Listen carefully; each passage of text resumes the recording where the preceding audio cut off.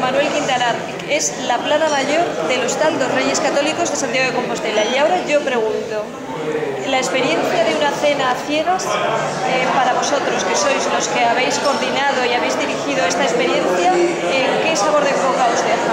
La verdad es que nos ha dejado impresionados. Yo creo que no sé si Manolo opina lo mismo que yo, ¿no? Pero fíjate que hace una semana hicimos una prueba del menú a ciegas y bueno, tuvimos una experiencia ya muy bonita.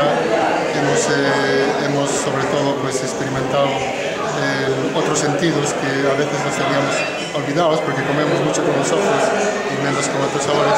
Y hoy lo que me he dedicado es, mientras todo el mundo estaba cenando con los ojos cerrados, ver los comentarios, es ver cómo interactuaban entre ellos, gente que no se conocía en la mesa, y la verdad que he quedado muy impresionado, ¿no? de lo que la gente experimenta, ¿no? Y comentaban los sabores, los olores, las experiencias que van teniendo, y yo la verdad es que hoy estoy muy feliz. Estoy deseando pues, hacer una cena de estas por lo menos cada año, ¿no? Creo que nuestro plan de marketing va a estar pues, todos los años una cena ciegas, ¿no? Manuel, ¿es muy complicado coordinar todo este montaje? Bueno, es complicado, pero es organización todo. Son 6 pases en mesa, 18 elaboraciones de cocina, una mesa por cada camarero, pero como todo se organiza.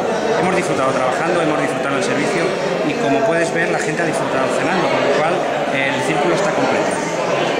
Muchas gracias y felicidades a los dos. Muchas gracias.